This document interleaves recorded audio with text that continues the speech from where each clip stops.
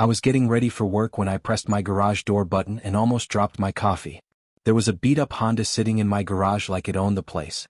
And standing next to it was a woman with bleached blonde hair who looked at me like I was the one trespassing. Let me explain how this crazy story started and why I ended up spending 5 days at a mountain resort while watching the most satisfying revenge unfold on my phone. But before that, comment down your country name. I would love to hear. My name is Ryan Torres and I'm a 31-year-old software developer who works from home in Lakewood, Colorado. 8 months ago, I bought this house specifically because it had a 2-car garage with smart technology that I could control from my phone. You know, automatic doors, security cameras, electronic locks, the whole setup. I never thought my garage would become the center of the most entertaining week of my life. It was a Tuesday morning in April when I walked out to my garage and found this stranger's Honda taking up space where my car belonged. The woman standing beside it wore a cheap pink blazer and carried herself like she was about to serve me court papers. "Good morning," she said with a fake smile that made my skin crawl. "I'm Patricia Williams, neighborhood compliance manager for this area. I had to use emergency parking overnight. Community guidelines, you understand." I stared at her, then at my security camera app showing footage from the night before. There she was at 11:30 p.m., backing her car into my garage and actually waving at the camera like she was checking into a hotel. "Emergency parking?" I asked, trying to stay calm. "In my private garage?" She pulled out a folder of official-looking papers. According to Regulation 15C, private garages can be designated as temporary community parking during emergencies. "I'll need this space for about a week." I checked my house documents on my phone. There was absolutely nothing about emergency parking anywhere. "Can you show me where this regulation comes from?" "You'll receive the documentation within 3 business days, she said, adjusting her fake designer purse. "Right now, you need to comply with the temporary order." I looked at my watch. I had a client meeting in 20 minutes, and this woman was standing in my garage like she owned it. "I need to get to work. Can you move your car?" Her smile turned cold. "Sorry, this is official community business. You can park on the street." That's when I realized this wasn't some misunderstanding. This woman was running a scam and she had picked the wrong tech guy to mess with. Instead of going to my office, I spent the next hour at my computer researching Patricia Williams. What I found was both fascinating and completely predictable. She wasn't listed anywhere as a neighborhood compliance manager or HOA representative. But she was listed in court records as someone who had been evicted from 3 different apartments in the past 2 years for failure to pay rent and harassment of property management. This woman was a professional problem, and somehow she had decided that my garage was her solution. I sent her the most polite email I could manage. "Hi Patricia, thanks for the information about emergency parking. I'll be out of town on business for 5 days starting tomorrow. The garage will be locked for security purposes. I trust the community guidelines will handle everything appropriately. Best regards, Ryan." I watched from my window as she read the email on her phone. She looked up at my house, smiled that calculating smile, and then opened her car trunk. She pulled out camping gear, a cooler, and what looked like enough supplies for a week-long siege. This woman had come prepared for war. What she didn't know was that she was about to become my most entertaining vacation activity. I woke up at 5 a.m. Wednesday morning with the kind of excitement you usually get on Christmas morning. Today was going to be both Christmas and vacation because I was about to embark on the most satisfying trip of my life. I loaded my Tesla with ski equipment, mostly for show since I wasn't planning to actually ski, and did a final check of my garage security system. The cameras showed Patricia had spent the night sleeping in her Honda, complete with a sleeping bag and what looked like a cooler full of supplies. Perfect. She had already imprisoned herself. Now I just needed to make it official and disappear to the mountains. At exactly 6 a.m., I activated maximum security mode on my garage system through my phone app. The garage door sealed shut with a satisfying mechanical sound, and the electronic locks engaged with a loud click that echoed through the building. Through my security camera feed, I watched Patricia jolt awake and immediately start pounding on the windows and door, screaming things I couldn't hear but definitely didn't need to. I drove out of the neighborhood with my rearview mirror showing Patricia hammering on my garage door with what looked like a tire iron, yelling at the top of her lungs. By 8:30 a.m., I was cruising up I-70 toward the mountains, and my phone was exploding with missed calls from Patricia. I let them all go to voicemail and listened to the increasingly frantic messages during a gas stop. "Ryan, you locked me in here. Open this door right now. This is false imprisonment." Her voice was already cracking with panic, and I hadn't even reached the resort yet. The Mountain View Resort was exactly as advertised. I checked into a suite with a balcony overlooking the peaks, ordered mimosas, and settled in to monitor my garage security feed. The contrast was absolutely perfect. While I was relaxing in luxury accommodations with panoramic mountain views, Patricia was discovering that my garage door couldn't be opened from the inside when the security system was engaged. At 12:15 p.m., I watched through my phone camera as a police car pulled up to my house. Officer Martinez approached my garage door where Patricia was explaining her situation with wild hand gestures. "She locked me inside here. This is illegal imprisonment." I could read her lips through the high-definition camera feed.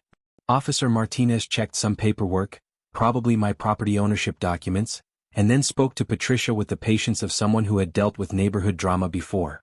"Ma'am, this is his private garage. You're the one trespassing." Patricia's response was immediate and loud enough that I could actually hear it through the camera's audio. "I have community authority." Officer Martinez asked for documentation, and I watched Patricia fumble through her folder of fake papers like a poker player with a terrible hand. It's being processed." The officer's body language clearly showed he wasn't buying any of this. He suggested she call someone to pick her up since she couldn't stay in someone else's garage without permission. That's when Patricia played what she thought was her trump card. "My car won't start. I have to be here."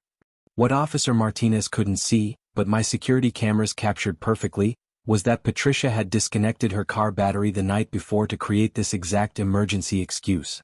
She had planned this whole operation right down to the fake breakdown story. I was dealing with a professional scammer, not some confused neighbor. By 1:30 p.m., I was sitting beside the resort's infinity pool with an iPad streaming my garage camera feed, ordering gourmet lunch from the poolside menu. This was literally the definition of relaxing vacation entertainment. Patricia had spent the morning trying to open the garage door from inside using the emergency release mechanism, but my smart system detected her tampering attempts and activated countermeasures. Strobe lights flashed and a loud alarm sounded whenever she touched the emergency controls. I watched her stumble around, covering her ears and temporarily blinded by the lights. "Smart technology," I said to my phone camera, "making karma automatic since 2024. The other resort guests probably thought I was watching some kind of action movie on my tablet. If only they knew they were witnessing livestream justice in progress. Around 4 p.m., I noticed Patricia getting more organized in her approach to the situation. She pulled camping equipment from her car trunk and began setting up what appeared to be a semi-permanent living situation inside my garage. She set up a camp tent, sleeping bag, portable toilet, and somehow found a way to get power. This woman had definitely come prepared for an extended siege. She wasn't just some opportunistic scammer, she was running a calculated operation with backup plans and survival gear. From my hot tub overlooking the mountains, I had to admire her dedication to being completely wrong about everything. The level of preparation she had put into stealing my garage was almost impressive in its audacity. Mrs. Chin, my 68-year-old neighbor, knocked on my garage door looking concerned. I watched her conversation with Patricia through the door, wishing I could hear the audio clearly. Mrs. Chin had lived in this neighborhood for 15 years and had the kind of common sense that comes with experience. Based on her body language, she was trying to talk sense into Patricia, probably explaining that camping in someone else's garage wasn't exactly legal or reasonable. Patricia's responses looked increasingly agitated, and I could see her pointing at my house and making sweeping gestures that probably included claims about her fake authority and my supposed crimes against community standards. As the sun set over the mountains and I enjoyed a craft beer on my resort balcony, I reflected on the day's events. Patricia had escalated from simple trespassing to full-scale illegal camping, all while I was being pampered at a luxury spa 2 hours away. Tomorrow would bring new challenges as she realized that I wasn't coming back anytime soon, and that her situation was only going to get more uncomfortable. Day 2 of my mountain vacation began with Patricia discovering the creative possibilities of social media desperation. At 6 a.m., while I was enjoying room service breakfast with a view of snow-capped peaks, Patricia began live streaming from inside my garage. I watched her on my phone while buttering my croissant, fascinated by her ability to present herself as the victim in a situation where she was clearly the criminal. "I'm being held hostage by Ryan Torres," she announced to her massive audience of exactly 3 viewers. "He locked me in his garage. I have community authority rights." The comments section was a masterclass in family disappointment and anonymous trolling. Her mother wrote, "Honey, please come home," while a fake support account provided messages like, "Stay strong, sister." I had to give Patricia credit. Even her manufactured support system was more elaborate than most people's real social networks. By 7:30 a.m., I was recording my own video content from the resort restaurant, providing commentary like a nature documentary narrator. Here we see Patricia discovering social media live streaming. She's really going viral in the worst possible way. The contrast between my mountain breakfast and her garage imprisonment was visually perfect. While I was enjoying Eggs Benedict, Patricia was rationing granola bars and dealing with increasingly urgent bathroom logistics. At 9:15 a.m., Officer Martinez made his second appearance at my property, looking significantly less patient than the day before. Patricia had called 911 again, this time claiming she had been trapped for 24 hours and demanding immediate rescue. "Officer, I've been trapped here for 24 hours. This is illegal imprisonment." I could see her through the camera, hair disheveled from sleeping in a car, clothes wrinkled, but still maintaining her authority figure facade. Officer Martinez's patience was clearly wearing thin as he explained once again that Patricia was trespassing in my garage, not being unlawfully imprisoned. "Ma'am, we discussed this yesterday. You're trespassing in his garage," he said with the tone of someone repeating himself to a particularly slow child. Patricia's response escalated to conspiracy theories, "But I have community emergency powers." When asked for documentation, she claimed verbal authorization from the board, which led to Officer Martinez asking the obvious follow-up question, "What board? Who authorized you?" Patricia's answer was a masterpiece of circular logic. "The Community Management Board, of course." There was no such board in our neighborhood, and Officer Martinez was clearly beginning to understand that he was dealing with someone who existed in an alternate reality where she held imaginary authority over other people's property. The technological warfare escalated around 10 a.m. when Patricia tried to charge her phone using her car's outlet. I activated my garage's signal blocking feature remotely, watching through the camera as her phone lost all connectivity. "Why is my phone not working?" she screamed at the garage door like it was personally responsible for the laws of physics. From my mountain hiking trail, I provided commentary to my phone camera, "Wi-Fi blocker feature, best $200 upgrade I ever bought." Patricia spent the next hour holding her phone in different positions, trying to find a signal that my system was specifically designed to prevent. Watching her technical troubleshooting attempts was like watching someone try to fix a television by hitting it with increasingly larger objects. The afternoon brought what I later came to think of as the locksmith disaster. Through my camera feed, I watched a locksmith van pull up to my house, summoned by Patricia, who had apparently found a way to contact them using some kind of emergency communication method. I immediately called 911 from my resort lounge chair. "Hi, someone's trying to break into my garage while I'm out of town." It was technically true and legally justified. Officer Martinez arrived at the same time the locksmith was setting up his equipment, creating one of those perfect timing moments that you couldn't script if you tried. "Stop immediately. This is private property," Officer Martinez told the locksmith, who was clearly confused about being caught in the middle of someone else's drama. "But the woman inside hired us," the locksmith explained, probably wondering how his day had suddenly become so complicated. "The woman inside is trespassing," Officer Martinez replied with the weary tone of someone explaining the same basic legal concepts for the third time in 2 days. I watched Patricia emerge from the garage when the locksmith packed up his tools, standing in front of a growing crowd of neighbors who had come to witness what was clearly becoming the neighborhood's most entertaining crisis. Patricia's public humiliation was reaching peak levels as neighbors gathered to watch her explain her situation to anyone who would listen. Her hair was matted from sleeping in a car, her clothes were wrinkled beyond repair, and she had the wild-eyed look of someone who was beginning to realize that her plan had some serious flaws. "Y'all don't understand. I have legal rights," she shouted at the growing audience, which now included several people taking photos and videos with their phones. Mrs. Chen, bless her heart, tried to be the voice of reason. "Dear, the only right you have is to call someone to pick you up." But Patricia was beyond reason at this point, fully committed to her role as the wronged authority figure being persecuted by a criminal tech bro. Day 3 dawned with Patricia achieving what I could only describe as full refugee camp status. At 5 a.m., while I was still enjoying hotel room service and mountain sunrise views, Patricia had transformed my driveway into what looked like a disaster relief operation.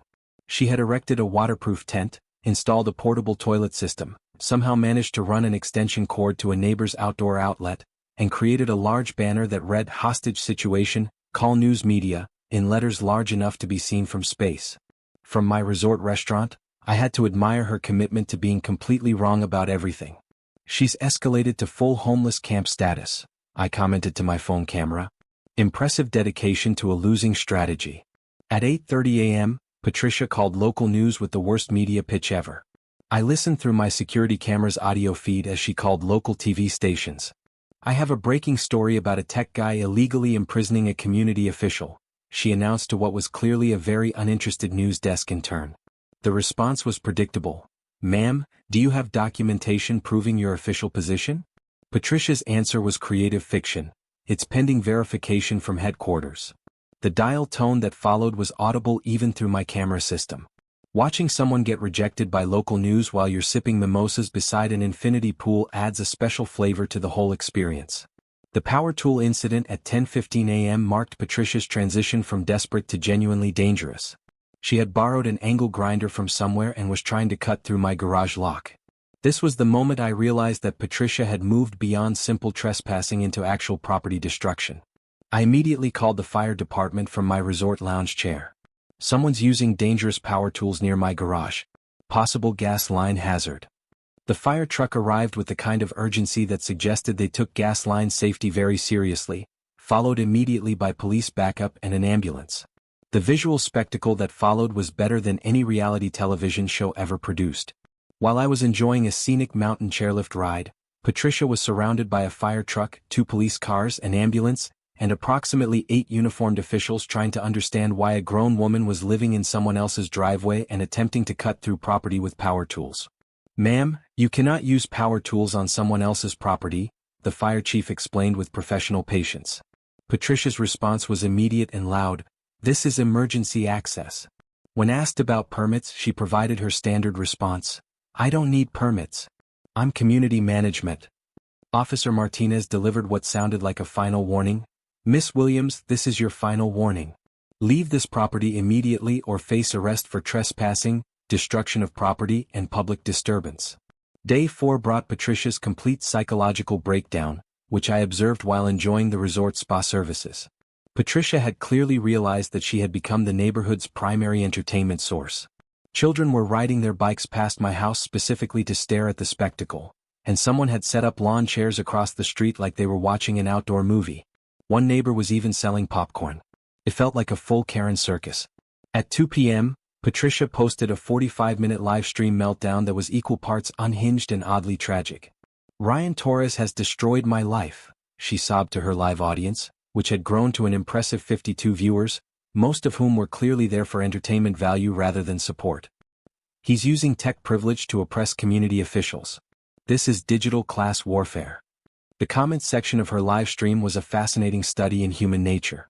Her mother continued to plead with her to come home, while anonymous viewers provided a mixture of genuine concern and brutal honesty.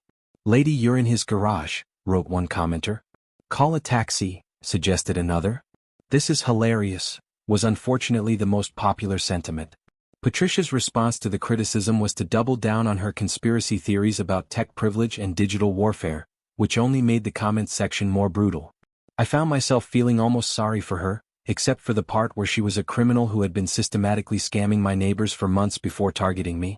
Patricia's attempt to sleep in her increasingly soggy tent provided the perfect opportunity to test my garage's ventilation system. I triggered the garage fan remotely, and watched as the tent collapsed. Her sleeping bag flew into the driveway, and Patricia appeared on her live stream with her hair wild from the artificial windstorm. She announced to her audience, he's using weather control weapons. The chat comments exploded with laughing emojis and observations like, weather weapons? It's called a fan, Karen, and ma'am, this is a Wendy's. I was providing my own commentary from the resort bar.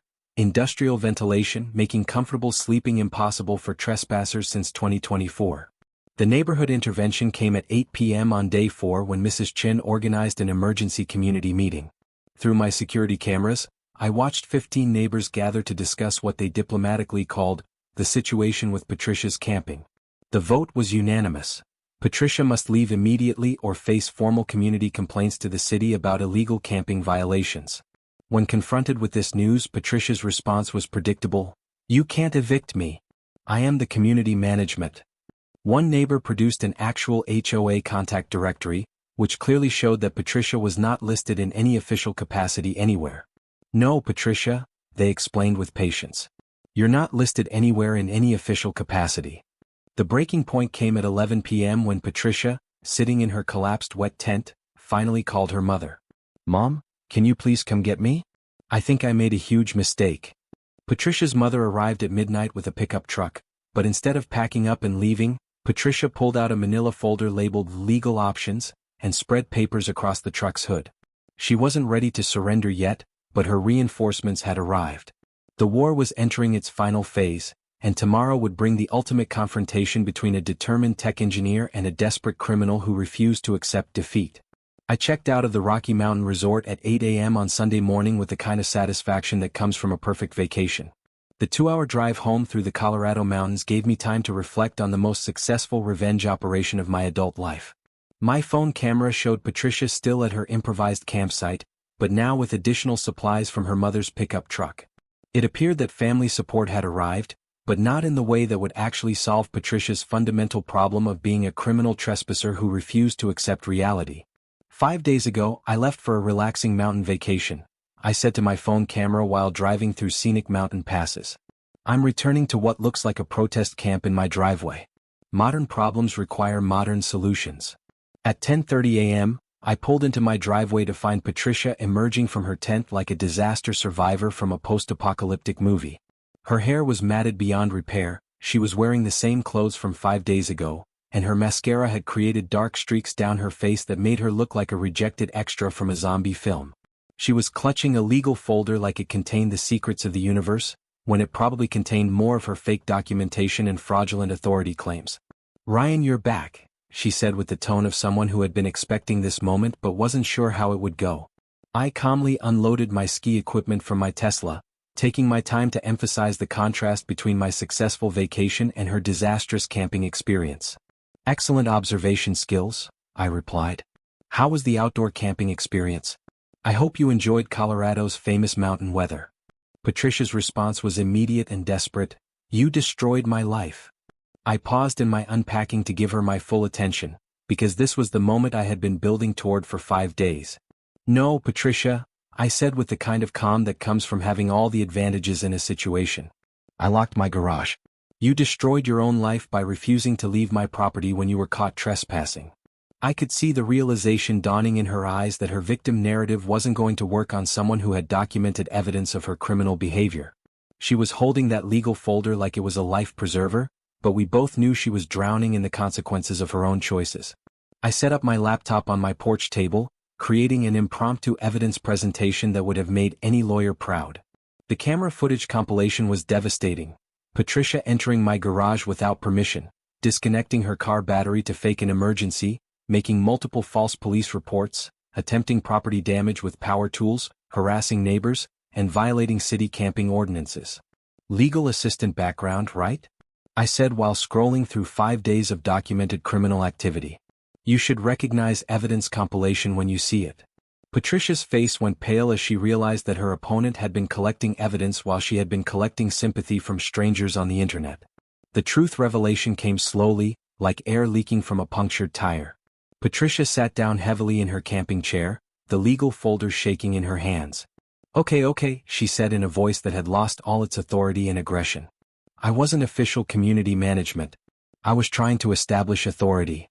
I continued my evidence presentation, showing her own documented attempts to scam other neighbors with fake violations and fraudulent fees. "Why my garage?" I asked, genuinely curious about the logic behind her strategy. Patricia's answer revealed the personal nature of her attack. "I lost my job 6 months ago. Legal assistant position at Torres and Associates." The family connection hit me like a cold mountain wind. "Torres and Associates? That's my uncle's law firm." Patricia nodded with the expression of someone who had been caught in a lie that was much bigger than anyone realized. "Your uncle David Torres fired me for inappropriate client intimidation tactics." The revenge plot was finally revealed in all its petty, personal glory. Patricia had recognized my last name from the beginning and had deliberately targeted me for family revenge. So this was personal vendetta from the beginning? I asked, feeling pieces of the puzzle clicking into place. "I wanted to prove I still had power," Patricia admitted. "That I could control someone from your family. Make you feel helpless like you made me feel." The logic was breathtaking in its stupidity. "By living in my garage for a week?"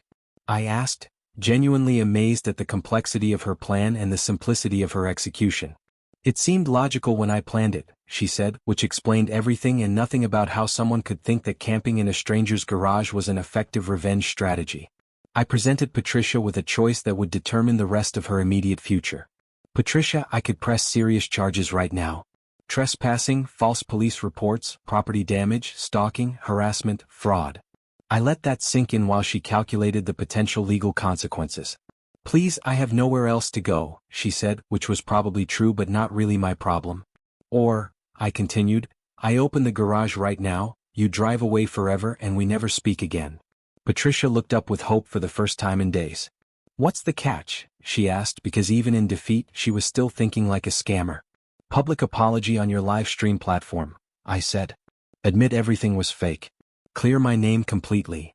The final livestream confession was watched by over 200 viewers who had been following Patricia's descent into criminal camping. "This is Patricia Williams," she said to her phone camera with the tone of someone confessing to war crimes. "I need to publicly apologize to Ryan Torres and this entire neighborhood. I was never a community official. I trespassed in his garage. Everything I claimed was completely false. Ryan was defending his property rights. I was 100% wrong about everything." The live comments exploded with justice-seeking viewers posting things like, "Finally," and "Justice served," and "Karen gets owned." Patricia had become an internet cautionary tale in real time. I opened my garage using the phone app, and Patricia's Honda Pilot rolled out with the pathetic wheeze of a car that had been sitting with a dead battery for 5 days. Mrs. Chin provided jumper cables with the kind of neighborly assistance that Patricia had never deserved but received anyway. As Patricia loaded her camping equipment into her car, she asked the question that had probably been bothering her for days. "Ryan, why didn't you just call police on day one?" I considered my answer carefully, because it was important that she understand the lesson. "Because watching you self-destruct was more entertaining than any streaming service," I said. "Plus, I needed a vacation anyway." As Patricia's car disappeared down the street, I noticed something that made my blood run cold. A manila folder labeled Phase 2 Neighbor Target List was stuck under my workbench where she had been camping. Patricia's operation had been much bigger than just my garage. The manila folder that Patricia left behind was like finding buried treasure, except instead of gold coins, it contained evidence of a neighborhood-wide fraud operation that made my garage situation look like a minor inconvenience. I spread the papers across my kitchen table and discovered detailed scam plans targeting 8 different neighbors with fake violations and bogus financial penalties. And Mrs. Chun was marked for a $300 fine for non-regulation mailbox color. Tom Wilson faced a $500 penalty for lawn height violations. Sarah Martinez was targeted for a $400 charge for children's playground noise pollution. And Mike Rodriguez was being set up for a $250 fee for unauthorized vehicle parking patterns. The total planned theft was over $4,200 from families who were just trying to live their lives in peace. Within 2 hours of Patricia's departure, I had organized an emergency neighborhood meeting in my backyard. 15 neighbors gathered to examine evidence that revealed the scope of Patricia's criminal enterprise. The reactions ranged from anger to relief to genuine shock. "She already tried fining me?" Mrs. Chin exclaimed. "I thought it was legitimate." "She demanded $500 from us last month?" Tom Wilson was shaking his head. "She told me our kids' playground was disturbing neighborhood harmony. Wanted $400 immediately." Sarah Martinez was holding her children's photos that Patricia had apparently taken without permission. The most disturbing revelation came from Mike Rodriguez. "I actually paid her $200. She said it was a mandatory parking compliance fee." The realization that Patricia had already successfully collected money from neighbors transformed our situation from a neighborhood dispute into a criminal investigation. I contacted Officer Martinez and presented him with Patricia's documentation. "This is an organized theft scheme," he said after reviewing the evidence. "We'll file formal charges for fraud, theft, and organized criminal activity." The real HOA president, Mr. Patterson, confirmed from Arizona. "Patricia Williams was never associated with our organization." I felt vindicated knowing that my mountain vacation had not only solved my garage problem but had also exposed a neighborhood predator who had been operating under everyone's radar. The police investigation moved quickly once they had Patricia's own documentation of her criminal activities. Within a week, Patricia was arrested at her Denver apartment and charged with multiple counts of fraud, theft, trespassing, filing false police reports, and organized criminal activity. The local news picked up the story with the headline, "Fake HOA Official Scams Neighborhood for Thousands," and suddenly our quiet community was getting attention for all the wrong reasons. Officer Martinez became something of a neighborhood hero for his patience in dealing with Patricia's increasingly desperate attempts to legitimize her criminal behavior. The community response was overwhelmingly positive, with neighbors organizing a block party to celebrate the end of Patricia's fraudulent authority. Mrs. Chen took charge of the planning, declaring that we needed to celebrate justice and good neighbors. The party was held in my garage, which had been transformed from a crime scene into a symbol of community resistance. I installed a new garage sign that read, "Smart Garage, Trespassers will be live-streamed," which got more laughs than it probably deserved. 3 neighbors requested information about similar security systems, and I realized that Patricia's criminal behavior had inadvertently created a business opportunity. The legal proceedings concluded with Patricia pleading guilty to multiple felony charges and being sentenced to community service, restitution payments, and probation. She was required to pay back the money she had stolen plus penalties and legal fees, which totaled over $15,000. The judge noted that Patricia's use of fake authority to intimidate and defraud neighbors represented a particularly harmful type of community predator behavior. Patricia's final court statement was recorded and shared throughout the neighborhood. "I sincerely apologize to Lakewood Heights neighborhood for my criminal behavior. My actions were wrong and harmful." Ryan Torres and the other neighbors were defending themselves against a criminal fraud scheme. "I deserve these consequences." 6 months later, I received a letter from the correctional facility where Patricia was completing her community service. "Ryan," she wrote, "I'm serving my time and taking legitimate paralegal courses through the state program. I want you to know that your response to my criminal behavior probably saved me from committing worse crimes against other communities. Thank you for documenting everything and holding me accountable. P.S. Your garage security setup has become legendary among the other people in my program. Apparently, my story is being used as an example of how not to commit property crimes." The letter was signed simply, "Patricia," without any of the fake titles or authority claims that had characterized our previous interactions. The neighborhood had returned to peaceful normalcy, with the added benefit that everyone was now aware of how to spot and respond to fake authority scams. Mrs. Chen had become our unofficial community security coordinator, maintaining a list of legitimate HOA contacts and procedures for reporting suspicious authority claims. My garage security business had grown beyond our neighborhood, with requests coming from communities throughout Colorado who had heard about the Patricia situation. I had inadvertently become a minor expert in anti-fraud home security systems, which was not a career path I had ever imagined but was surprisingly fulfilling. The irony that Patricia's criminal behavior had led to my most successful business venture was not lost on me, and I made sure to mention it in every client consultation as an example of how crime definitely doesn't pay, but preventing crime can be quite profitable. The garage that had started as Patricia's target had become the foundation of a thriving business dedicated to protecting other people from exactly the kind of predator she had been. A year after Patricia's arrest and conviction, life in Lakewood Heights had settled into a peaceful routine that felt almost boring compared to the drama of the garage incident. I had grown to appreciate boring, especially when it meant that my neighbors weren't being systematically defrauded by fake authority figures. My security consulting business had expanded beyond anything I had imagined, with over 200 customers throughout Colorado requesting Patricia-proof home security systems. The irony that a criminal's attempt to victimize me had led to my most successful business venture was something I reflected on daily while installing smart garage systems for clients who had heard about my story through word of mouth and social media. The second annual anti-fraud block party was held in my garage, which had been converted into a community celebration space with fold-out tables and string lights. I raised my beer to toast the gathered neighbors. To Patricia Williams, who taught us that sometimes the best defense is stepping back, letting criminals expose themselves, and documenting everything while you're enjoying your life. The crowd responded with enthusiastic cheers. Mrs. Chen added her own toast, and to Ryan, who proved that revenge is a dish best served poolside with premium Wi-Fi. The laughter that followed was the sound of a community that had learned to protect itself while maintaining its sense of humor. I checked my security app one final time, showing the garage empty except for my Tesla and the party decorations that had transformed a former crime scene into a celebration space. 1 year ago, this garage was a battleground, I told the gathered neighbors. Tonight, it's celebrating community and common sense. Don't mess with people's property.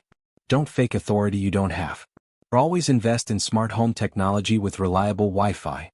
The freeze-frame moment of neighbors laughing together in the space where Patricia had tried to establish her fraudulent authority felt like the perfect ending to a story that had started with criminal trespassing and ended with community justice.